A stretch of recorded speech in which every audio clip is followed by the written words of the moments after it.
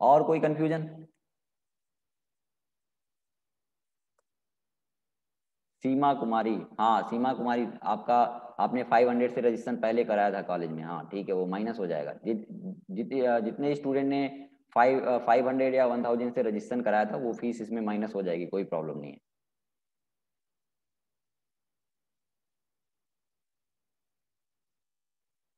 चलो, कैसे पता करें कि असाइनमेंट में नंबर कहाँ से कटे हैं? आप देखो, जो असाइनमेंट दिया जाता है सेम वैसा बनाओ, नंबर नहीं कटेगा, पता नहीं कर पाओगे। आप कोशिश करोगी जो दिया गया है सेम वैसा बनाने की कोशिश करो, ठीक है। चलो, तो अब हम लोग स्टार्ट करते हैं। देखो, बहुत सारे स्टूडेंट का कॉल आया था या मैसेज आया था कि नेटवर्क की प्रॉब्लम है, हर जगह बारिश हो रही है, इसलिए वो आज क्लास ज्वाइन नहीं कर पाएंगे। तो हम लोग आज स्टार्ट करते हैं। चलो, ठीक है। तो पिछले लेक्चर में आपको हमने बताया था, देख लेते हैं क्या बताया था, बताओ सर। टास्क 4 वाला बता दीजिए। फिफ्थ टास्क टास्क चेक नहीं हुआ है, चलो टास्क 4 क्या है?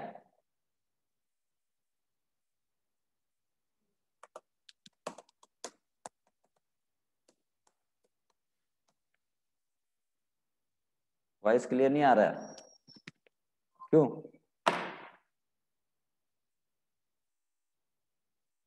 देखो, टास्क टास्क कैसे करना है वो मैं आपको बता देता हूँ, लेकिन टास्क अगर बताऊंगा तो फिर बहुत टाइम लग जाएगा, ठीक है।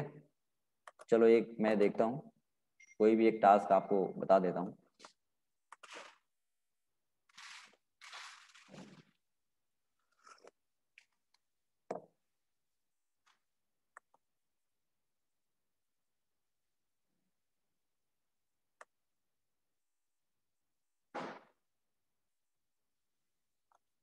6.4 में देखो क्या करना है ना, कि आपको एक्सेप्ट एट्रीब्यूट बताया था, एक्सेप्ट एट्रीब्यूट बताया था और मल्टीपल एट्रीब्यूट बताया था। तो design a web page to select more than one file in file upload using accept attribute, है ना। यूजिंग एक्सेप्ट एट्रीब्यूट नहीं, आपको यूज करना है यहाँ पे मल्टीपल एट्रीब्यूट। ये गलती से एक्सेप्ट लिख दिया गया है ना। मल्टीपल, आप देखो, इनपुट टाइप फाइल बनाते हो, मैंने बताया था कि इनपुट टाइप फाइल बनाते हो तो बाय डिफॉल्ट एक ही फाइल सेलेक्ट कर सकते हो। तो आप सिंपल सा आपको लिखना है इनपुट टाइप फाइल, और उसकी क्लोजिंग यानी कि इनपुट टैग बनाना है, और उसमें एक मल्टीपल एट्रीब्यूट का यूज कर लेना है। मल्टीपल जैसे ही यूज करोगे तो आप मल्टीपल फाइल को कंट्रोल के साथ सेलेक्ट कर सकते हो, तो इसमें कुछ भी नहीं है ना, बहुत इजी है। विशाल, ड्रॉ ना करो, क्लास से भी रिमूव कर दूंगा मैं, डिस्टर्ब ना किया करो, ठीक है। पढ़ाई कर लो।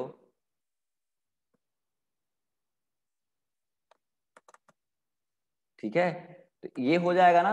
एक इनपुट टाइप फाइल बनाना है, उसमें मल्टीपल एट्रीब्यूट का यूज कर लेना है मल्टीपल फाइल को सेलेक्ट करने के लिए, यानी कि एक से ज्यादा फाइल को आपको सेलेक्ट करना है, एक से ज्यादा फाइल को सेलेक्ट करना है, चूज करना है, तो आप मल्टीपल एट्रीब्यूट का यूज कर लोगे। इनपुट टाइप टाइप फाइल बनाना है, उसमें मल्टीपल एट्रीब्यूट का यूज कर लेना है। कौन सा? ये टास्क बनाने के लिए बता रहे हो। 6.2 बता दीजिए, 6.2 में क्या है? 6.2, 6.2 आपको बताया था, ये भी क्या है कि ये डेटा लिस्ट टैग है। डेटा लिस्ट टैग बताया था, आप पिछला वीडियो देखें तो आपको समझ आएगा। डेटा लिस्ट आपको बनाना है, डेटा लिस्ट टैग, उसमें ये सब ऑप्शन रख देने हैं, और जो भी टाइप करोगे टेक्स्ट बॉक्स में, जो भी टेक्स्ट बॉक्स में टाइप करोगे उससे रिलेटेड वो ऑप्शन आएंगे। ये पिछले लेक्चर में सबसे पहला टॉपिक यही था, है ना। बहुत इजी है, ये भी कर सकते हो। 6 पॉइंट और क्या बता रहे हो? 6.6 बता दीजिए। 6.6 बता दें, चलो 6.6 बता देते हैं, है ना। यस सर, हो गया था 6.6। देखो, करना क्या है, हो गया है। फिर भी देखो, एक बार मैं टेबल के साथ कैसे यूज करना है मुझे मैं बता देता हूँ। या तो देखो, इसको हम लोग डिवीजन से भी करेंगे। देखो, ऐसे ही भी करके नहीं बताते हैं, ऐसे आपको नॉर्मली बता देते हैं। देखो, करना क्या है कि आपको टेबल टैग यूज करना है, ठीक है।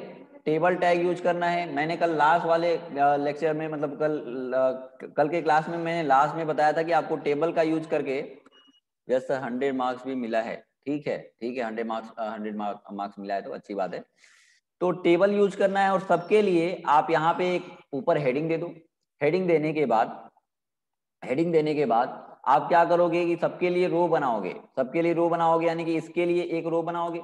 अगर मैं थोड़ा सा जूम करके दिखाऊं आपको, इसी में मैं बता दूं।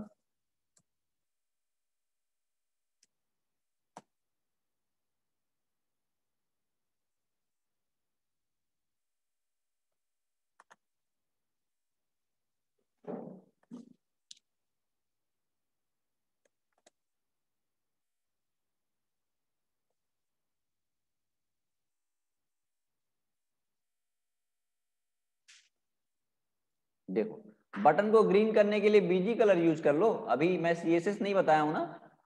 अभी आपको बटन को ग्रीन करने के लिए बीजी कलर, बटन पे बीजी कलर एट्रीब्यूट यूज कर लो, ग्रीन हो जाएगा। क्या करना है, बहुत ईजी है। तो इसमें करना क्या है, मैंने बताया था कल आपको लास्ट में टेबल बताया था, ठीक है। तो ये अलाइनमेंट देने में आपको प्रॉब्लम आ रहा होगा।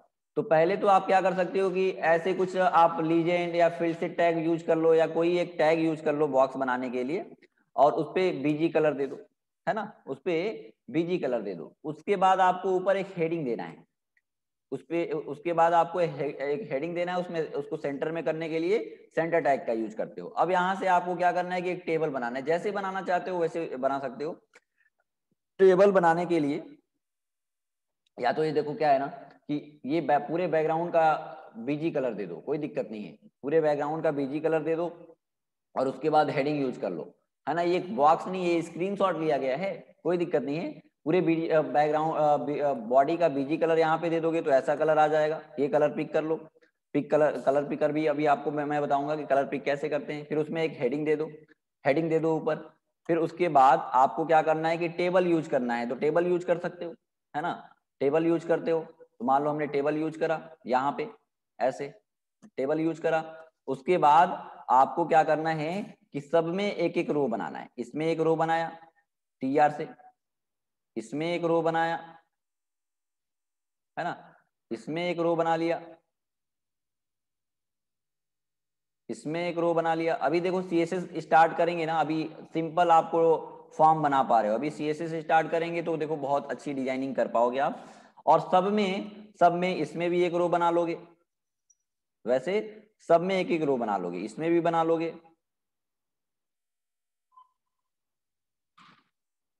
और इसमें भी बना लो। रो बनाने के बाद सभी रो के अंदर दो दो टीडी आपको बनाना है। ऐसे सभी रो के अंदर दो दो टीडी बनाना है टेबल डेटा, ठीक है। इसमें आपको लिखना है नेम, इसमें लिखना है फर्स्ट नेम, और इसमें आपको टेक्स्ट बॉक्स बनाना है। इसमें लास्ट नेम, एक टीडी में लास्ट नेम, एक में आपको बनाना है टेक्स्ट बॉक्स। फिर आपको यूजर नेम एक टीडी में लिखना है यूजर नेम, एक में आपको बनाना है इनपुट टाइप टेक्स्ट। तो ऐसे आपको बनाना है। इसमें इस वाले की बात करें, इस वाले की बात करें तो इसमें आपको क्या करना है, पहले वाले टीडी में कुछ नहीं रखना है, इसमें आपको ड्रॉप डाउन लिस्ट बनाना है। आपको इस वाले की बात करें तो इसमें आपको कुछ नहीं लिखना है, इसमें बटन बना लेना है। और यहाँ पे एंकर टैग यूज किया गया, उसी के बाद एक टेक्स्ट लिख लो, उसको एंकर टैग यूज कर लो। इसका बैकग्राउंड कलर चेंज करने के लिए बीजी कलर यूज कर सकते हो। टेक्स्ट का कलर चेंज करने के लिए फॉन्ट टैग का यूज कर सकते हो। ये मैं आपको बता चुका हूँ। अब हम लोग देखेंगे तो ऐसे आप सिंपल बना सकते हो। काफी लोगों ने बना के सबमिट भी किया है। फॉर्म टैग का यूज नहीं कर सकते हैं क्या? क्यों नहीं कर सकते हो, जैसा करना है वैसा कर सकते हो, कोई प्रॉब्लम नहीं है भाई। फॉर्म टैग का यूज कर सकते हो। तो अभी फॉर्म में ही कुछ एट्रीब्यूट हमारे बचे थे। क्यों, कौन कौन से एट्रीब्यूट आपको मैंने बताया था, देख लेते हैं, एक मिनट।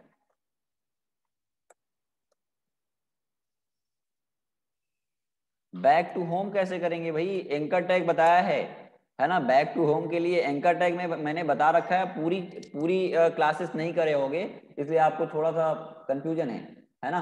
बैक टू होम के लिए आपको एंकर टैग यानी कि एक सिंपल टेक्स्ट बनाना है, उसको एंकर टैग से लिंक कर देना है, और जहां पे भी रिडायरेक्ट कराना है उसको लिंक कर लोगे। तो हमने पिछले लेक्चर में आपको बताया था, देख लेते हैं क्या क्या एट्रीब्यूट कवर हो गए। कहीं नोट भी हमने किया था ना कि कौन कौन से एट्रीब्यूट देखना है। क्यों, नोटपैड पे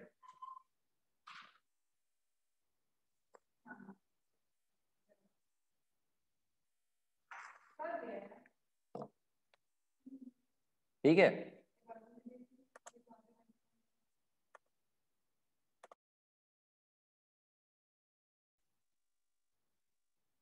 तो हमने नोट करा था, ये तो कल बताया था ट्रेनिंग के बारे में, है ना?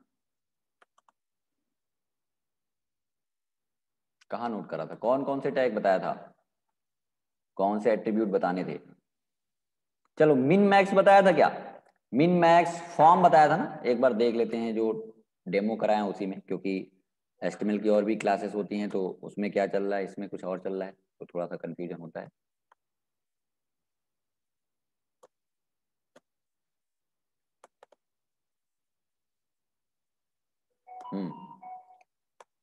लास्ट में मैंने टेबल बताया था और फॉर्म बता चुका हूं, टेबल।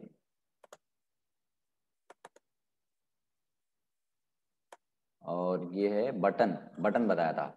इनपुट टाइप यूआरएल बताया था, डेट वगैरह बता ही दिया हूं। चलो कुछ एट्रीब्यूट रह गए हमको लग रहा है।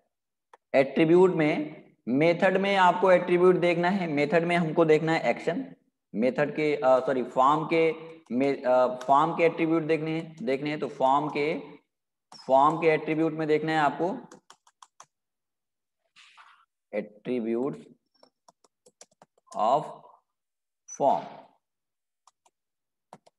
Form tag.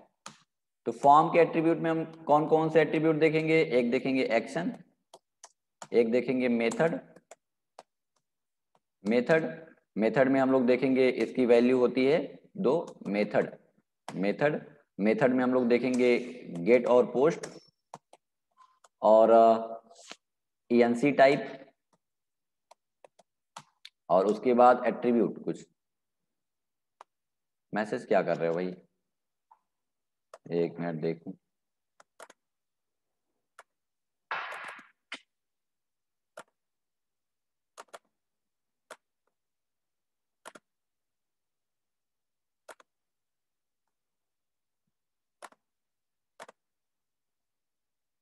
हाँ मिन मैक्स नहीं बताया। चलो मिन मैक्स, मिन और मैक्स एट्रीब्यूट। मैक्स लेंथ बताया है, मैक्स लेंथ बताओ।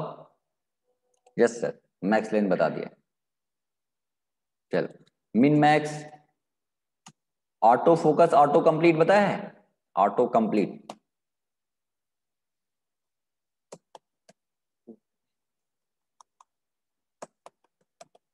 Auto complete no, auto focus, auto focus no. और नेम एट्रीब्यूट। चलो ये एट्रीब्यूट छूटे हैं तो पहले इसको हम लोग देख के कवर कर लेते हैं, ठीक है ना? तो मिन मैक्स को हम लोग देखते हैं, मिन मैक्स को पहले देखते हैं। डिसेबल्ड, डिसेबल्ड भी नहीं बताया है। मिन मैक्स लेंथ नहीं बताया है। अच्छा चलो मैक्स लेंथ भी बता दूंगा, बताए हैं। रीड ओनली, रीड ओनली भी बताया है। चलो देख लेंगे, रीड ओनली और डिसेबल्ड ये सब बताया हूँ, फिर से मैं यूज कर लूंगा। तो नेक्स्ट पेज पे आते हैं भाई, हेड, हेड की क्लोजिंग।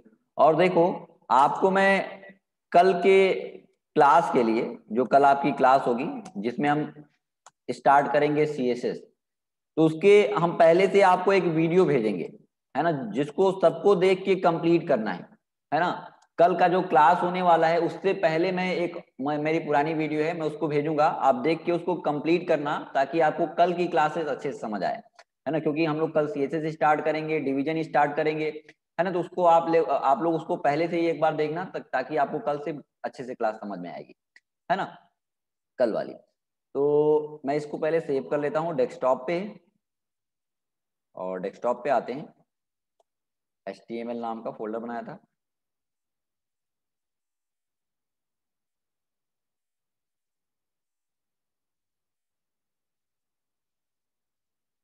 क्लास कब से होगी, कौन सी क्लास? फेविकॉन बताइए।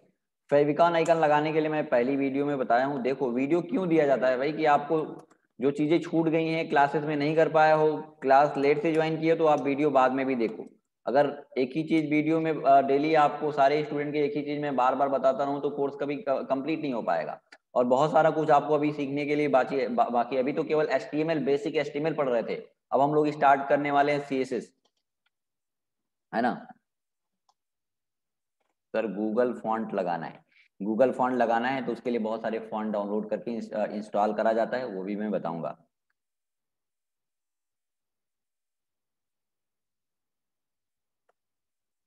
चलो कोई नहीं, ठीक है, सेव कर लेते। अब हमने किया, जैसे हमने लिखा यहाँ पे हेड सेक्शन, ठीक है, हेड सेक्शन, और हमने लिखा नंबर, चलो हमने लिख दिया नंबर, ठीक है, नंबर या मोबाइल नंबर, चलो हमने लिख दिया, या नंबर ही लिख लेते हैं, नंबर।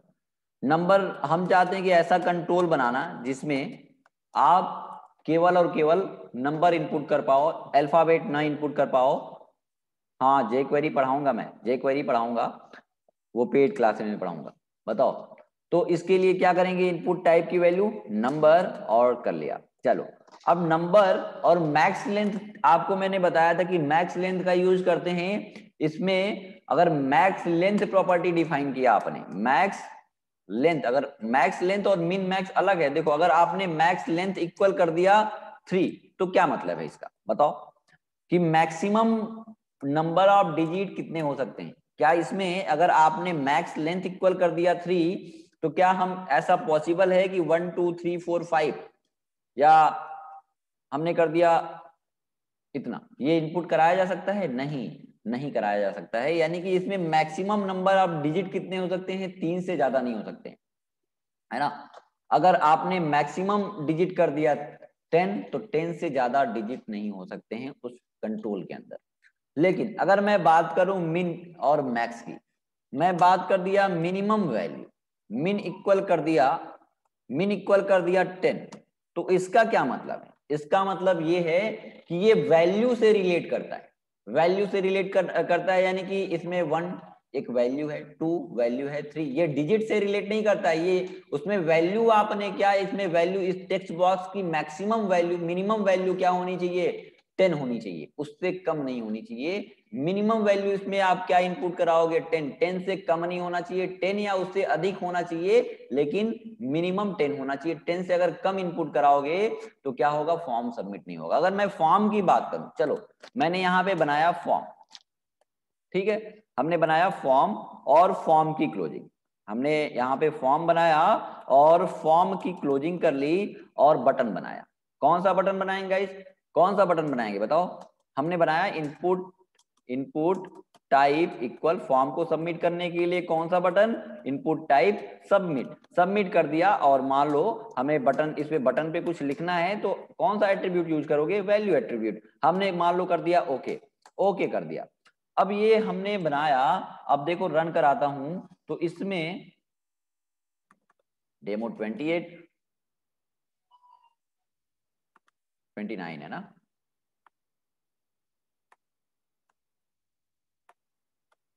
29, ठीक है। तो इसमें मिनिमम वैल्यू आपने क्या दिया है, मिन इक्वल का क्या कर दिया 10, यानी कि देखो हमने इसमें 5 इनपुट कराया, तो ये क्या 5 से मिनिमम है कि नहीं, 10 से मिनिमम है कि नहीं, 10 से कम है, यानी कि मिनिमम वैल्यू आपने क्या इसमें डिफाइन कर दिया है 5, सॉरी 10। तो 10 से अगर कम वैल्यू रहेगा तो यहाँ पे मैसेज आएगा value, value must be greater then और इक्वल टू 10, यानी कि जो वैल्यू आपकी इसमें इनपुट करना है वो किसके बराबर होना चाहिए, या तो 10 या उससे कम नहीं होना चाहिए, उससे अधिक होना चाहिए, यानी कि 10 या उससे अधिक होना चाहिए, कम नहीं होना चाहिए। आपने क्या डिफाइन किया कि मिनिमम वैल्यू 10, यानी कि 10 से क्या, अब बताओ कि 8 है, फॉर्म सबमिट होगा क्या, 9 है, फॉर्म सबमिट होगा क्या, रिप्लाई करो, फॉर्म सबमिट होगा।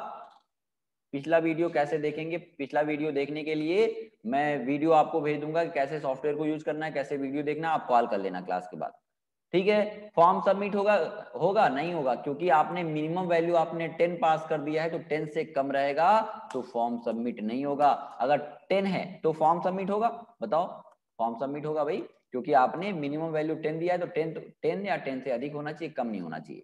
तो ये तो हो गया मिन। अगर हम चाहते हैं कि इसमें 10 से लेके 10 से लेके 100 तक की वैल्यू ही इनपुट करा पाए, 10 से लेके 100 तक की वैल्यू ही इनपुट करा पाए, यानी कि 100 से ज्यादा इनपुट ना कर पाए।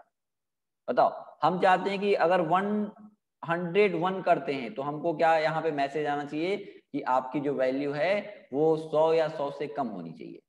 तो बताओ क्या करेंगे, क्या यूज करोगे आप? मैक्सिमम, यानी कि मैक्स वैल्यू यूज कर सकते हो, मैक्सिमम नहीं मैक्स।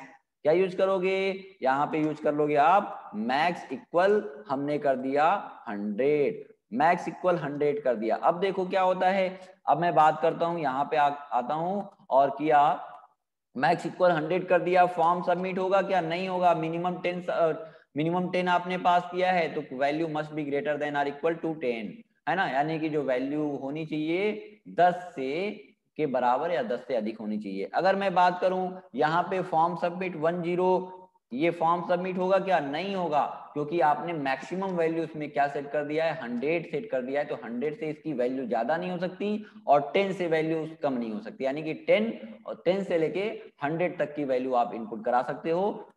100 से ज्यादा नहीं हो सकता है क्योंकि मैक्सिमम वैल्यू आपने 100 पास किया है। Value must be greater then greater than, नहीं आपने अधिक पास किया है तो value must be less than और इक्वल टू 100, यानी कि जो आपने मैक्सिमम वैल्यू पास किया है 100 है, यानी कि 100 से अधिक नहीं हो सकता है, 100 या उससे कम हो सकता है।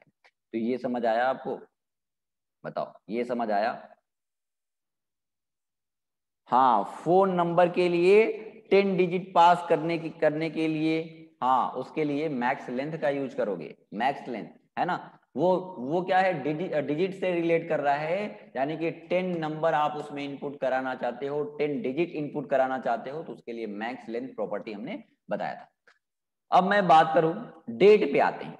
हम चाहते हैं कि इनपुट टाइप, अब डेट पे इसको यूज करते हैं। एक लाइन को ब्रेक किया, एक लाइन को ब्रेक किया, एक लाइन को यहां से हमने ब्रेक कर लिया और यहां पे लिखा डेट, ठीक है, डेट और इनपुट टाइप इक्वल डेट पे मिन मैक्स हम अप्लाई करते हैं। चलो, हमने इनपुट टाइप डेट कर दिया।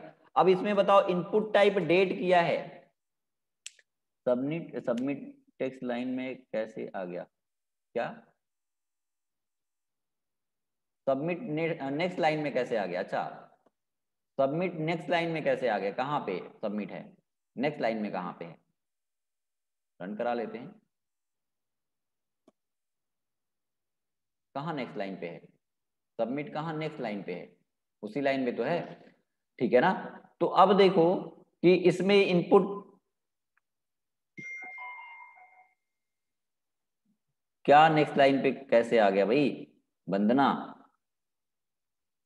यहाँ पे बी आर टैग यूज किया गया है, यहाँ पे बी आर टैग यूज किया गया है, इसके बाद सबमिट को ब्रेक करना है तो यहाँ पे बी आर टैग यूज कर लोगे तो नेक्स्ट लाइन पे आ जाएगा। बी आर टैग मैंने बताया था, क्यों?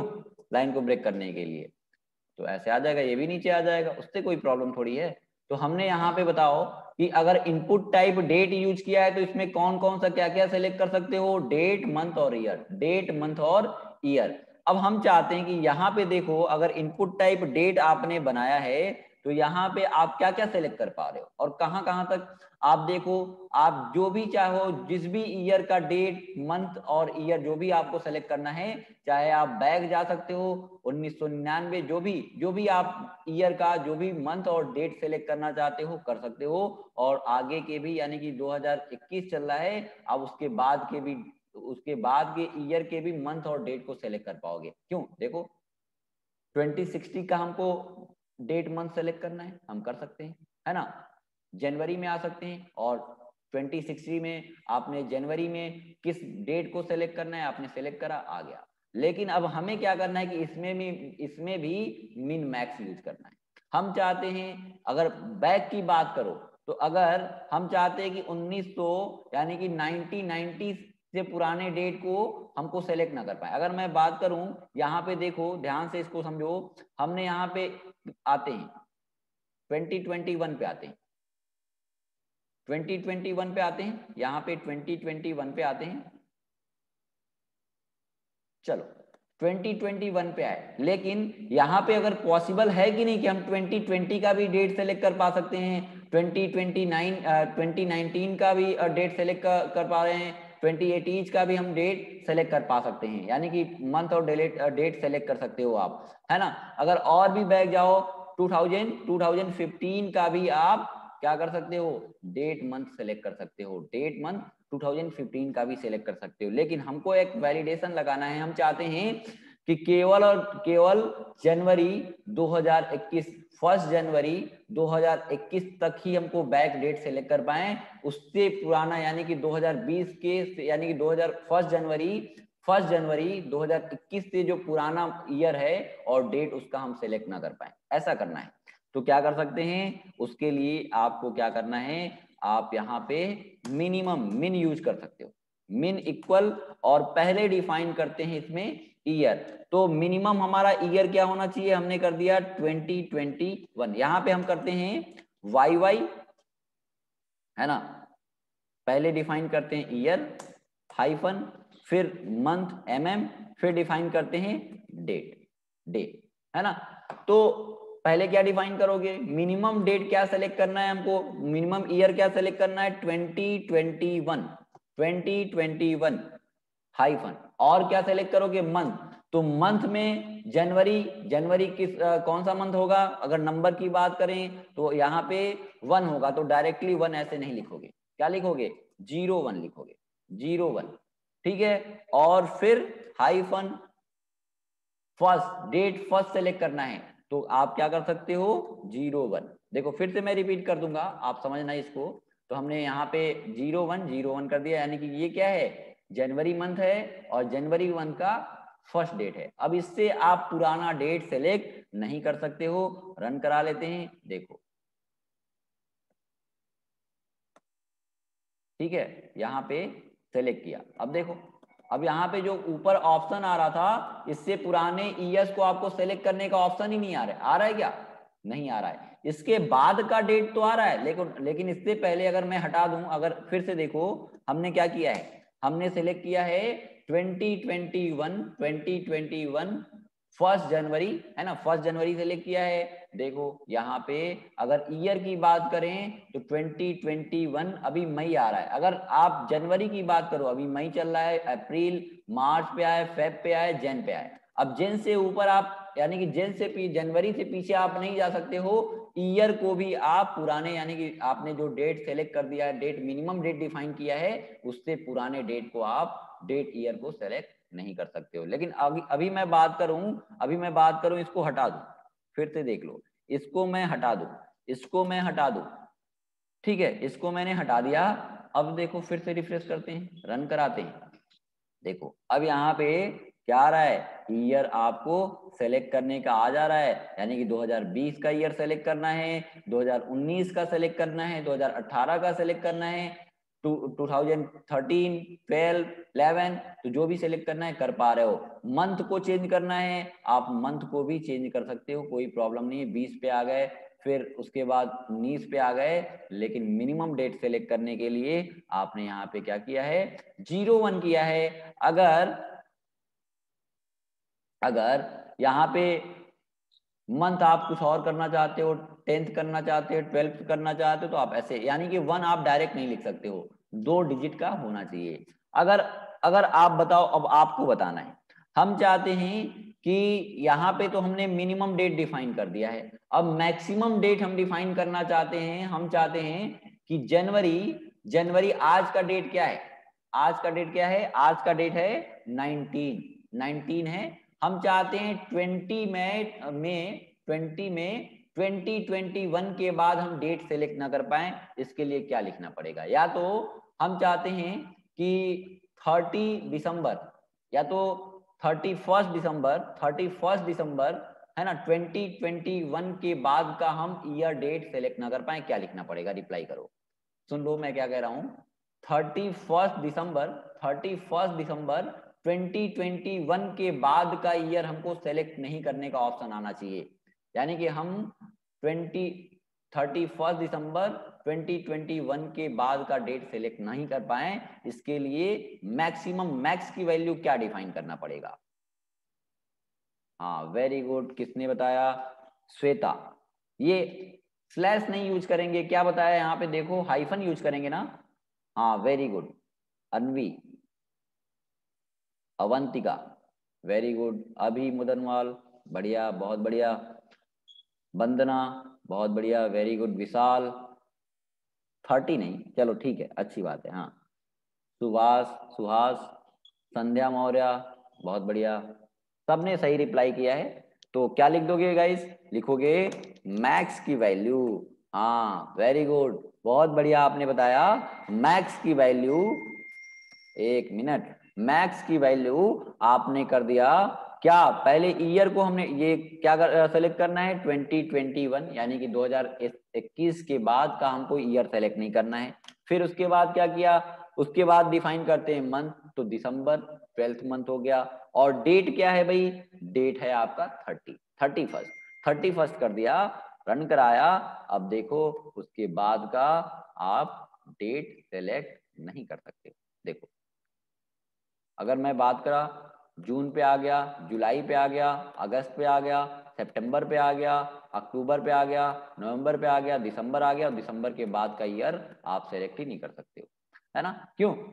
और अगर मिनिमम की बात करें तो मिन पे भी आते हैं, मिन पे आते हैं। देखो, जनवरी यानी कि 2021 से पुराने ईयर्स पे आप नहीं जा सकते हो। तो ये मिन मैक्स था, समझ आया? मिन मैक्स समझ आया आपको? बताओ। अब बहुत ही, हाँ,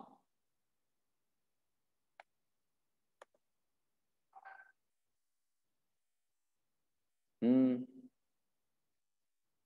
क्या चल रहा है? नोट कर रहे हो सभी लोग?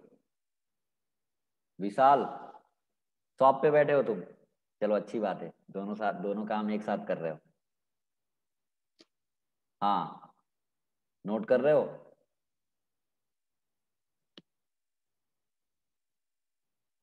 हम्म, ठीक है। प्रतीक, अनुराग, हम्म।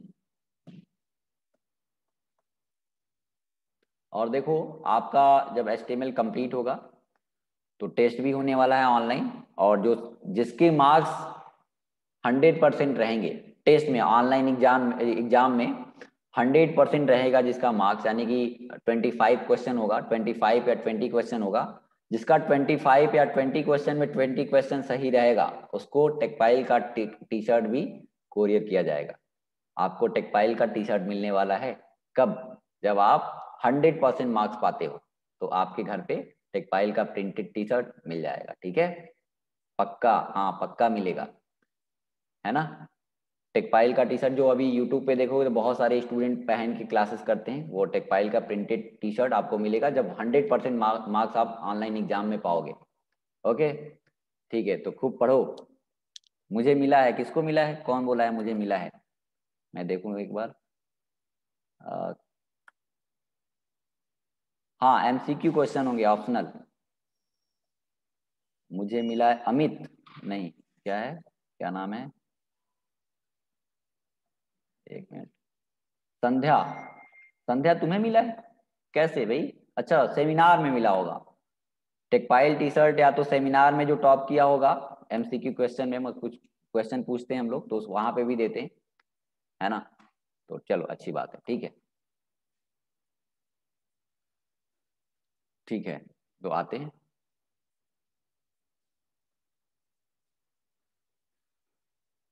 हम्म, अब आपको हमने बताया फॉर्म के एट्रीब्यूट देखते हैं, लेकिन उससे पहले ये हम लोग देखते हैं नेम एट्रीब्यूट। और ऑटो फोकस, ऑटो कंप्लीट और ऑटो फोकस तब समझ में आएगा जब आपको नेम अच्छे से आएगा, है ना? तो पहले हम लोग आते हैं और नेम को देखते हैं। तो नेम को देखते हैं तो नेक्स्ट पेज पे आते हैं, और देखो ये बहुत ही इंपॉर्टेंट प्रॉपर्टी है।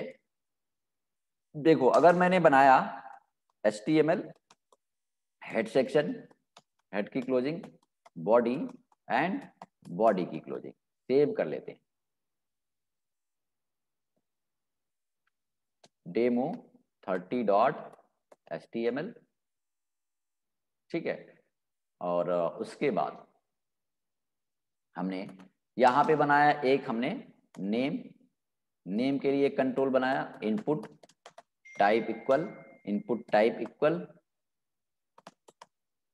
टेक्स्ट, और लाइन को ब्रेक करना है, B R tag F name input input type equal text और बी आर टैग।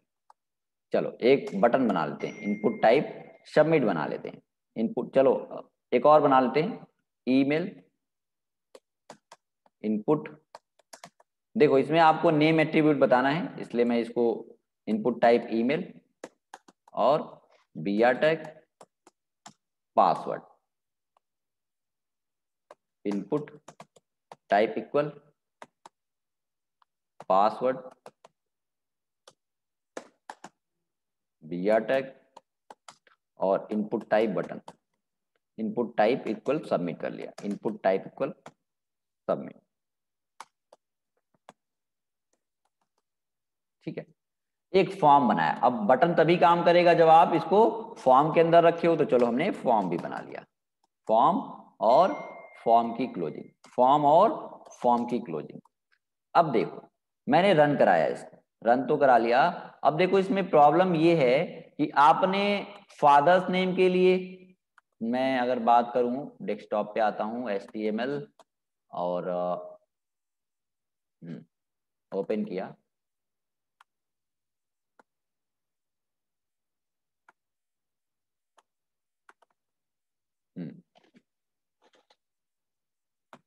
कुछ फॉर्म बनाए।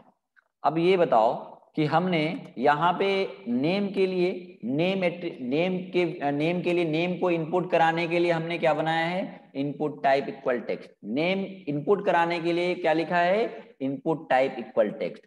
और फादर्स नेम को इनपुट कराने के लिए क्या लिखा है, इनपुट टाइप टेक्स्ट। अब ये बताओ आप कि फादर्स नेम और नेम को इनपुट कराने के लिए, यानी कि ये बेसिकली आप फॉर्म बनाते हो तो फॉर्म देखने के लिए तो बनाते नहीं हो, आप बनाते हो फॉर्म, अगर आपने वेबसाइट बनाया है, अगर फॉर्म बनाया है, तो जाहिर सी बात है कि उसके डेटा को आप सर्वर पे भेजना चाहते हो, डेटाबेस में स्टोर कराना चाहते हो। तो अगर मैं बात करूं फादर्स नेम के लिए आपने बनाया इनपुट टाइप टेक्स्ट, और फादर्स नेम की भी वैल्यू इनपुट कराने के लिए इनपुट टाइप टेक्स्ट बनाया है, तो दोनों में कोई डिफरेंस है क्या, दोनों में कोई डिफरेंस दिख रहा है क्या? हो सकता है। आप कैसे कंसीडर करोगे, कैसे आप जब डेटाबेस के इंसर्ट की क्वेरी आप लिखोगे, प्रोजेक्ट जब बनाओगे, तो कैसे कंसीडर करोगे कि कौन सी वैल्यू हमारे नेम वाले फील्ड से आ रही है, यानी कि इससे आ रही है कौन सी वैल्यू, और कौन सी वैल्यू इससे आ रही है, ये कैसे समझ आएगा आपको? अगर हो सकता है कि नेम वाले की वैल्यू, जबकि दोनों के देखो दोनों क्या है, टाइप सेम, हो सकता है कि नेम की वैल्यू एफ नेम की वैल्यू नेम हो जाए, तो इसलिए क्या करना पड़ता है, एक हम लोग नेम एट्रीब्यूट डिफाइन करते हैं। और नेम ये करता क्या है, देखो एक इसमें सभी कंट्रोल्स के अंदर हम लोग डिफाइन करते हैं नेम की वैल्यू डिफाइन करते हैं, नेम की वैल्यू डिफाइन करते हैं, और इसकी वैल्यू मैसेज क्या कर रहे हो, एक बार देखूं मैं, आईडी एट्रीब्यूट। हाँ देखो आईडी एट्रीब्यूट, देखो अगर डॉटनेट की बात करें, बहुत सारी जगह आईडी से भी वैल्यू भेजा जाता है, जैसे ASP.NET की बात करें तो आईडी, उसकी आईडी से वैल्यू गेट करी जाती है। अगर PHP की बात करें, है ना, अगर पाइथन की बात करें तो उसकी वैल्यू नेम से गेट की जाती है। ये जब प्रोजेक्ट बनाओगे तो आपको समझ आएगा। तो अभी इतना के लिए, अभी तक के लिए इतना ही समझो कि हमने यहाँ पे नेम एक एट्रीब्यूट डिफाइन किया, और इस वाले फील्ड के नेम की वैल्यू क्या दे दी, आप कुछ भी दे सकते हो, आप कुछ भी दे सकते हो, हमने दे दिया n। अभी देखो ये n क्या है, अभी क्या होगा, इसके आपने नेम की वैल्यू क्या कर दिया, अलग कर दिया, और इसको डिफरेंट करके, दोनों में डिफरेंस तो करना चाहिए, तो हमने इसके नेम की वैल्यू कर दिया fn कर दिया। अब ये fn और n क्या है, देखो ये क्या काम करता है, एज ये नेम की वैल्यू, जो नेम में आपने नेम एट्रीब्यूट में जो वैल्यू पास किया है, ये एज ए वेरिएबल काम करता है। क्या मतलब है, अगर मान लो इसमें आपने टाइप किया राम, इसमें इस टेक्स्ट बॉक्स के अंदर अगर आपने टाइप किया नाम, तो ये क्या होगा, ये राम जाके इस नेम की वैल्यू में जाके स्टोर हो जाएगा। अभी दिखाऊंगा मैं, अभी इसके एक्शन जब बताऊंगा, मेथड बताऊंगा, फॉर्म को सबमिट करूंगा, तो आपको एकदम बिल्कुल क्लियर समझ में आएगा कैसे होल्ड हो रहा है। तो आपने इसमें टाइप किया राम, तो देखो क्या होता है कि जो भी वैल्यू इस कंट्रोल के अंदर टाइप करते हो वो कहां पे होल्ड हो जाता है, टेम्पोररी होल्ड हो जाता है, किसमें, इस नेम की वैल्यू में जाके होल्ड होता है। इस नेम की वैल्यू क्या है, इस नेम की वैल्यू आप कुछ भी दे सकते हो, अपने समझ आने के लिए आप नेम की वैल्यू कुछ भी दे सकते हो कि इसकी वैल्यू आपने राम दिया है तो राम किस में होल्ड होगा, एन में। अगर राम यहाँ पे नेम की वैल्यू आपने कर दिया नेम, तो ये राम कहाँ होल्ड होंगे, ये जो आपने इसमें वैल्यू पास किया है, जो आपने इसमें लिखा होगा, जो आपने इसमें इनपुट कराया होगा, वो किस में होल्ड होगा, नेम नाम के वेरिएबल में, नेम नाम के वैल्यू में। अगर आपने इसमें कर दिया कुछ भी, आपने एबीसी टाइप किया, इसमें एबीसी टाइप किया, तो ये कहाँ होल्ड होगा भाई, एफएन नाम की वैल्यू, यानी कि नेम एट्रीब्यूट की वैल्यू क्या है, एफएन है, एफएन में जाके होल्ड होगा। अगर बात करो यहाँ पे नेम की वैल्यू, सबके नेम की वैल्यू हमको देनी पड़ेगी। अगर मान लो हमने वैल्यू, आप कुछ भी दे सकते हो, हमने ईमेल नाम के इसकी नेम की वैल्यू ईमेल दे दी, और लेकिन इसमें एक प्रॉब्लम है, देखना, अगर मैंने यहाँ पे नेम की वैल्यू क्या कर दिया, पास कर दिया, देखो, तो कहने का मतलब ये है कि जो भी आप इसमें टाइप करोगे, इस कंट्रोल्स के अंदर टाइप करोगे, वो कहां पे होल्ड होता है जाके, वो होल्ड होता है नेम की वैल्यू में। नेम की वैल्यू में अगर इसमें जो भी वैल्यू टाइप करोगे वो कहां पे होल्ड होगा, नेम में। आप इसमें जो वैल्यू टाइप करोगे वो कहां होल्ड होगा, जब फॉर्म पे क्लिक करोगे, बटन पे क्लिक करोगे तो एफएन में। इसमें जो वैल्यू टाइप करोगे कहां पे होल्ड होगा, इसमें। और पासवर्ड में जो वैल्यू टाइप करोगे कहां पे होल्ड होगा, पास में। कैसे दिखाते हैं, तो देखो, अगर मैं बात करूं फॉर्म को सबमिट करता हूं, अभी नेम की वैल्यू आप देख लो किसका किसका क्या दिया है, आपने इसका नेम, इसका एफएन, इसका ईमेल, इसका पासवर्ड। अब देखो, रन कराते हैं, फॉर्म को सबमिट करते हैं। वैल्यू एट्रीब्यूट कैसे, वैल्यू एट्रीब्यूट, प्लेस होल्डर भी इसका एट्रीब्यूट है। हाँ, प्लेस होल्डर भी बता चुका हूं मैं, प्लेस होल्डर एट्रीब्यूट है, तो पुराने लेक्चर में देखो प्लेस होल्डर में बताया हूं, है ना, बताया हूं, क्यों बताया हूं कि नहीं, पुराने लेक्चर में मैंने बताया ना कि वैल्यू, एक मिनट, ठीक है, चलो ठीक है, अच्छी बात। तो अब रन करा लेते हैं, देखो रन कराते हैं और इस पेज पे आते हैं, रन कराया, जस्ट सर बताया है, ओके। अभी देखो, अभी यूआरएल देखो आप, अगर मैं थोड़ा सा जूम करूं तो यूआरएल में देखो अभी क्या है, आपने पेज को रन कराया है तो क्या आया है, अभी पेज किस पेज को रन कराया है, अभी देख लो ध्यान से, अभी क्या है, demo30.html। अब फॉर्म को हम सबमिट करेंगे, क्या करेंगे, फॉर्म को सबमिट करेंगे। आपने यहां पे टाइप किया राम, यहां पे टाइप किया राम, ठीक है, यहां पे, और यहां पे टाइप किया मान लो कुछ भी, श्याम, ईमेल ram@gmail.com, और पासवर्ड 123, देखना पासवर्ड 123। इतना टाइप करने के बाद मैं बटन पे क्लिक करता हूं, देखना क्या होता है। मैंने बटन पे क्लिक किया, मैंने क्या आपको बताया था, बताया ये था कि ये एज ए वेरिएबल काम करता है, यानी कि नेम की वैल्यू आप जो भी दोगे, नेम की वैल्यू आप जो भी दोगे, उसी में आप जो वैल्यू टाइप करोगे वो वैल्यू जाके होल्ड होता है। अगर नेम की वैल्यू बात करें तो नेम की वैल्यू आपने क्या दिया था भाई, आपने नेम की वैल्यू दी थी नेम, और नेम में क्या होल्ड हो रहा है, नेम की वैल्यू आपने दिया था नेम, ये वैल्यू है, ये एट्रीब्यूट नहीं है, ये नेम क्या है, उसकी वैल्यू, नेम की वैल्यू है, और वहां पे क्या वैल्यू आपने टाइप किया था, राम।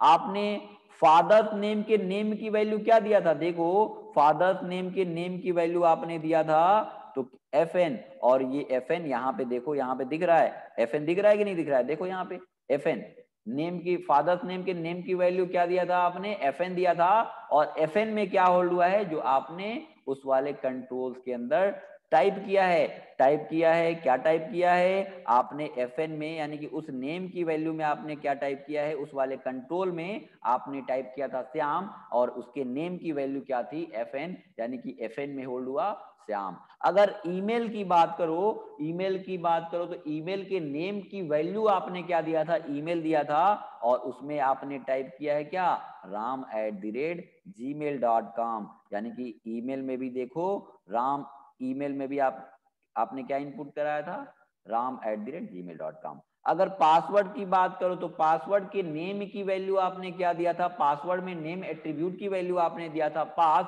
और उसमें क्या होल्ड हुआ है, 1 2 3 4 5, ये आपको दिखा। लेकिन इसमें एक प्रॉब्लम भी है, प्रॉब्लम है कि नहीं, कि पासवर्ड आपने टाइप किया, शो हो गया, क्यों, क्या चीज कह रहे हो? पारुल शर्मा सर 6.3 टास्क में ओपीटी के लिए लेबल को इटैलिक कर कैसे करें? लेबल को इटैलिक कैसे करें, क्या मतलब? लेबल को इटैलिक नहीं करना है, लेबल को इटैलिक नहीं करना है, उसके अंदर जो ऑप्शन है उसको इटैलिक करना है, तो आई टैग के अंदर रख दो, हो जाएगा। ठीक है पारुल,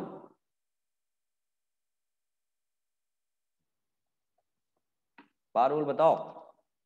ठीक है, ऑप्शन को इटैलिक करना होगा ना, ऑप्शन को इटैलिक करने के लिए आप ऑप्शन को ऑप्शन के अंदर यानी कि ऑप्शन के ओपनिंग के बाद आई टैग लगाओ और उससे पहले क्लोज।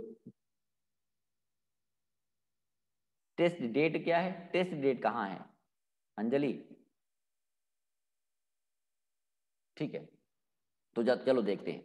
तो यहां पे देखा आपने, अब इसमें प्रॉब्लम ये है कि आप देखो जो भी टाइप कर रहे हो ये सिक्योरिटी पर्पस से सही नहीं है। ये सिक्योरिटी पर्पस से क्या सही है क्या? आपने जो कुछ भी टाइप कर रहे हो, जो कुछ भी टाइप कर रहे हो वो यूआरएल में दिख रहा है, और आपने पासवर्ड भी टाइप किया, पासवर्ड भी यूजर को दिख जाएगा, यानी कि किसी और कोई और आपका पासवर्ड जो भी आपने टाइप किया देख सकता है। तो ये क्यों हो रहा है? ये इसके लिए देखो, अब हम लोग एट्रीब्यूट देखेंगे, फॉर्म का एट्रीब्यूट देखेंगे, एक्शन और मेथड, एक्शन और मेथड। तो एक्शन देखो, एक्शन में हम लोग देखो, एक एक्शन आपको बाद में आगे समझ में आएगा। एक्शन में हम लोग पास करते हैं, एक्शन में देखो हम लोग यूज करते हैं आगे, जब ये आप फॉर्म बनाए हो, तो फॉर्म बनाए हो तो फॉर्म के डेटा को सर्वर पे ले जाना है, यानी कि फॉर्म बनाया हो तो इसके डेटा को डेटाबेस में स्टोर भी तो करना होता है केवल, है ना? केवल ऐसे फॉर्म देखने के लिए आपने नहीं बनाया है, इसके डेटा को डेटाबेस में स्टोर करना है। तो स्टोर करने के लिए आपको कहीं उसके वैल्यू को रिसीव करना पड़ता है। रिसीव करने का मतलब कि आपने इसमें टाइप क्या किया था, इसमें टाइप क्या किया था, इसमें टाइप क्या किया था और इसमें टाइप क्या किया था, इसको रिसीव करके हमें क्या करना पड़ता है कि यानी कि इसको बैकएंड की कोडिंग लिखनी पड़ती है, जो कि आप प्रोजेक्ट बनाओगे आगे तो समझ आएगा। बैकएंड की कोडिंग का मतलब कि आपको इसके फॉर्म के डेटा को सर्वर पे ले जाने के लिए आपको इंसर्ट की क्वेरी लिखनी पड़ेगी, यानी कि एसक्यूएल कमांड लिखना पड़ेगा, एसक्यूएल का कमांड लिखना पड़ेगा, यानी कि इंसर्ट की क्वेरी लिखनी पड़ेगी, है ना? यानी कि इसके फॉर्म को डेटा को इंसर्ट करना है डेटाबेस में, तो उसके लिए एसक्यूएल की क्वेरी, इंसर्ट की क्वेरी कमांड चलाना पड़ेगा। तो वो कमांड, वो क्वेरी किस पेज पे लिखी जानी है, उस पेज का यूआरएल यहाँ पे पास करना पड़ता है, जो कि आप प्रोजेक्ट बनाओगे तो आपको समझ आएगा। ये अभी आपको समझ नहीं आने वाला है, अभी मैं यहाँ पे हैश पास कर देता हूँ, है ना? अभी मैं यहाँ पे हैश पास कर देता हूँ। एक्शन के अंदर आप ये समझ लो कि एक्शन के अंदर उस पेज का यूआरएल, उस पेज का पाथ पास करते हैं, जिस पेज के अंदर, जिस पेज पे आपको इसके फॉर्म के डेटा को डेटाबेस में इंसर्ट करने का कमांड लिखना है, क्वेरी लिखना है, कोड लिखना है। ठीक है, क्या समझे आप? यानी कि इस पेज का, इस फॉर्म के डेटा को इंसर्ट करने के लिए जहां पे कोड लिखना है, उस पेज का यूआरएल एक्शन के अंदर आप पास करोगे, जो कि आप जब प्रोजेक्ट बनाओगे, जब डेटाबेस पढ़ोगे, जब बैकएंड को फ्रंट एंड को फ्रंट एंड और बैकएंड के कनेक्ट करने के लिए जो कोडिंग लिखोगे, जब प्रोजेक्ट बनाओगे, तो ये चीजें आपको समझ आएगी। तो ये एचटीएमएल में आपको अभी एक्शन आप हमने पास कर दिया है, यानी कि ये अभी करेंट पेज को कॉल करेगा। दूसरा हम पास करते हैं, इसमें यूज करते हैं मेथड। क्या यूज करते हैं? मेथड। अब मेथड में बाय डिफॉल्ट इसकी वैल्यू क्या होती है? गेट होती है। बाय डिफॉल्ट और गेट और पोस्ट में कुछ डिफरेंसेस भी हम लोग देखेंगे, है ना? गेट गेट में यानी कि मेथड गेट में और पोस्ट में क्या डिफरेंस है, गेट और पोस्ट। तो देखो गेट और पोस्ट में तो बाय डिफॉल्ट इसकी वैल्यू क्या होती है, अगर मेथड आप डिफाइन नहीं करते हो तो बाय डिफॉल्ट इसकी वैल्यू क्या होती है? गेट ही होती है। पोस्ट सिक्योर है, हाँ पोस्ट सिक्योर है, मैं अभी बहुत सारे डिफरेंसेस आपको पोस्ट में बता रहा हूं, तो गेट होती है। तो अब देखो ये जो आपका यूआरएल, जो यूआरएल में जो वैल्यू दिख रही थी वो गेट की वजह से ही दिख रही थी। आपने इसको पेज को रिफ्रेश कर लिया, और यहाँ पे हमने जो भी आपने टाइप किया, ईमेल टाइप किया, और ईमेल में @ हमने यहाँ पे किया, इनपुट टाइप ईमेल, यहाँ पे ईमेल और पासवर्ड। अभी भी क्या हो रहा है, देखो यूआरएल में सारी चीजें आपकी दिख रही हैं। तो आपने यहाँ पे किया, अभी मेथड की वैल्यू क्या कर दी? मेथड की वैल्यू पोस्ट कर दी। तो वहां पे गेट में क्या प्रॉब्लम था कि देखो आपने पासवर्ड भी टाइप किया है, वो भी यूआरएल में शो हो जा रहा है, जो कि सिक्योरिटी पर्पस से सही नहीं है ना, सिक्योरिटी पर्पस से सही नहीं है। अगर मैं बात करूं, अब हमने मेथड की वैल्यू क्या कर दी है, पोस्ट कर दी है, पोस्ट कर दी है। तो अब देखो फिर से मैं री इंटर कर रहा हूं, सारे डिटेल्स री इंटर किया और 1 2 3 4 5 किया और सबमिट किया। यहाँ पे एक डिफरेंस तो देखा कि यहाँ पे पोस्ट वाले में क्या हो रहा है, पोस्ट में आपको यूआरएल में चीजें यहाँ पे देखो हमने एंटर किया और बटन पे क्लिक किया, कुछ भी चीजें फॉर्म सबमिट भी हो जाएगा, लेकिन चीजें यूआरएल में दिख रही है क्या, नहीं दिख रही है। तो इससे एक चीज, पहला चीज तो आपको पता चला कि ये क्या है, ये लेस सिक्योर है, ये सिक्योर पोस्ट के कंपैरिजन में ये क्या है, लेस सिक्योर है ना। और ये इसके कंपैरिजन में ये क्या है, ये इसके कंपैरिजन में ये मोर सिक्योर है, मोर सिक्योर है। दूसरी चीज अब दूसरा डिफरेंस देखते हैं। दूसरा डिफरेंस ये देखते हैं कि देखो अगर मैं बात करूं, फिर से गेट पे आते हैं, फिर गेट पे आते हैं और गेट पे फिर से आते हैं। तो देखो गेट रेस्पॉन्सिबल नहीं होता है किसी बड़े फॉर्म के डेटा को इंसर्ट करने के लिए। अब बात करोगे कि कितने बड़े फॉर्म के डेटा को, अगर मैं बात करूं कि एक ऐसा फॉर्म बनाना चाहते हो, एक ऐसा फॉर्म बनाना चाहते हो जिसमें लगभग 1000 कंट्रोल हो। 1000 कंट्रोल कहने का मतलब कि 1000 इनपुट फॉर्म हो, 1000 इनपुट फील्ड हो, 100 इनपुट फील्ड हो। तो उसके लिए, किसी बड़े फॉर्म के लिए आपको हमेशा मेथड की वैल्यू पोस्ट रखनी पड़ेगी।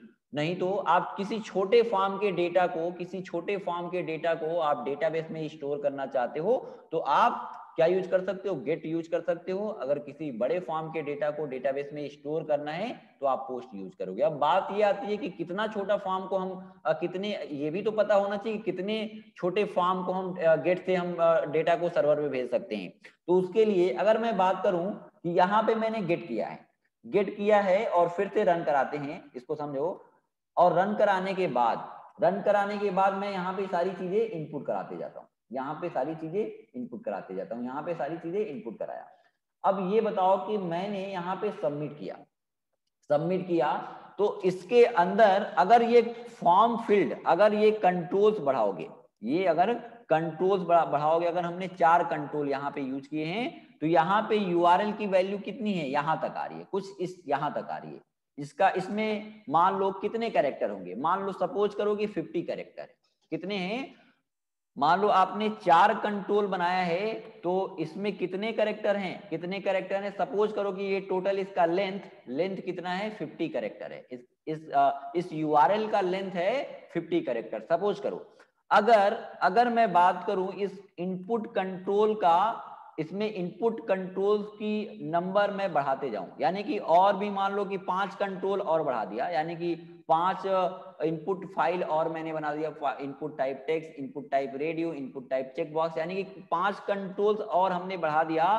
तो ये यूआरएल बढ़ेगा कि नहीं बढ़ेगा, बताओ क्यों, रिप्लाई करिए, बताइए। अगर कंट्रोल्स जैसे जैसे इसमें कंट्रोल्स की नंबर बढ़ाते जाओगे वैसे ही ये यूआरएल भी बढ़ता जाएगा ना, यानी कि और यूआरएल लंबा होता जाएगा, यानी कि नंबर ऑफ कैरेक्टर इसमें बढ़ते जाएंगे।